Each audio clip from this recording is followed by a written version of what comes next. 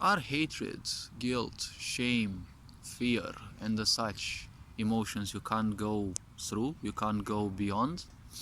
Well, many people kind of find themselves in such a situation, and well, it definitely hurts, it doesn't feel good, but the point is, they simply feel that they are kind of stuck. Now, this sensation that they are stuck comes from the fact that they themselves also wouldn't allow to go beyond. They wouldn't allow to realize that all of that is nothing but a lie. You see, you have to be cheated, you have to be broken in order to realize how strong you are. Because you have gone through people cheating you, you've gone through people lying to you, betraying you and the such, and well, you're still alive. If you're watching this video, most likely you are alive, and well, like most of us on this planet, you've gone through some sort of suffering or more, and well, you're still alive. This goes to show that, well, apparently you're stronger than you were taught. Why would people teach you that you're weak? Well, they can't control you otherwise. So, are fear and the such emotions you can't go beyond? Well, ask yourself this one little question.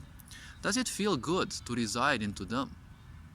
Well, obviously the impulse to reside into them may be very strong, but you have to choose, well, you have to lose ignorance. You have to choose thinking and feeling consciously. What are your emotions? What are your ideas and feelings about that, right? Is living in fear constantly, or shame or guilt, is it pleasant? Is it good? Because your feelings and emotions, unless you are, well, mentally, psychologically, emotionally distorted, well, your emotions simply don't cheat upon you. If it's bad, it's bad. If you have bad thoughts about someone, don't feel guilty or ashamed, because bad thoughts about someone are technically thoughts that you have taken from that one, and they're adapted to you.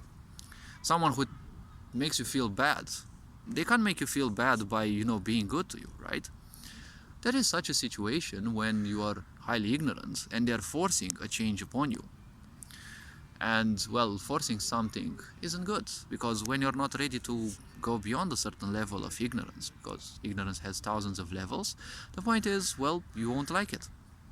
But not liking something, well, in life, in order for things to evolve, you kind of have to tend towards things that you don't like, because those pull you out of your ignorance zone or comfort zone, whatever one wants to take it. But the point is, always ask yourself, how do you feel about that? Are you feeling pleasant? If you're feeling too pleasant, well, probably you shouldn't turn that into a comfort zone, and you should seek expanding your comfort zone into, to include more and more things. But when you're doing things again and again at the same pace, or you're doing the same things and expecting different outcomes, that sounds a bit like madness in a way, right? So if we are to think about this, if we are to talk about this, well, what is it more important?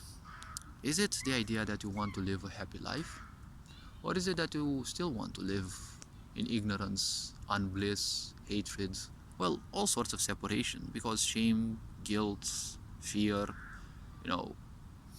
these are forms of separation, right? When you're afraid from someone, when you're afraid of someone or something, you want a separation.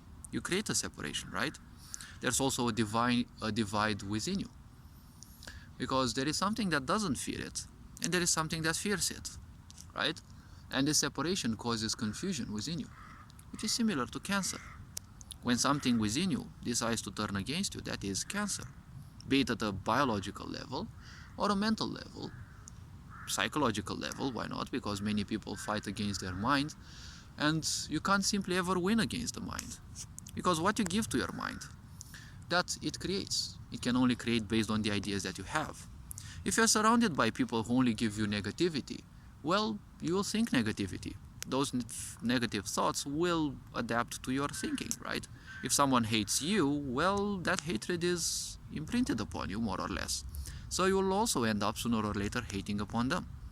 But if they want to rule you, well, the problem is they have to make you feel ashamed of your thoughts, right? Ashamed of any idea that is, not worthy of them, right? Or is not good towards them. Because ultimately, all they would want for you is to live their life, but you're here to live your own. So all this being said, just ask yourself that question always. Is it making you feel good? Is it something that's making you think pleasant, right? Is it uplifting your mood? Or is this just constantly sinking you even further into pain? Because pain exists to uplift you. It is not there to condemn you. It is there to uplift you, right? The creation of hell, for example, in religion, well, it is used as a means to torment people and to fear people, right? To cause fear into them. But it is technically a reminder of ignorance. Ignorance hurts. And you don't want to stay there because you want to transcend the pains and hurts of ignorance, right?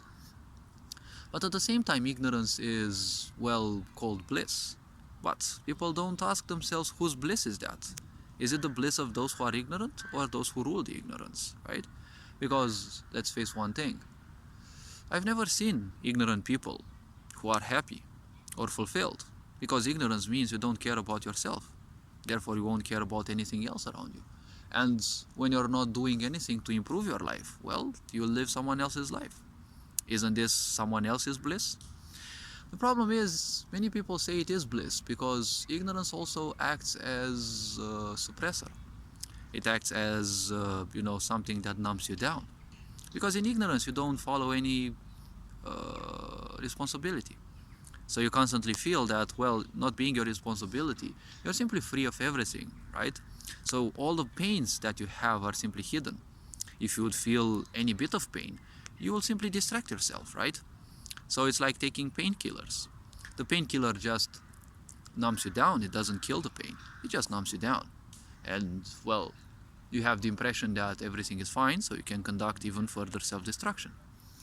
So always ask yourself how you feel. What does your intuition say? How do you feel about that person, that being, that event, those things that you have to constantly do? Because your intuition is not lying to you. Your feelings and emotions don't lie to you, because if you're taking emotions from others, well, they are other people's emotions, and they adapt to you. If you take fear and hatred from other people, well, that's what you're gonna feel. If you take love from other people, right, because they're sending you that and they're showing you that and they're, let's say, proving you that, well, that's what you should be giving back, right?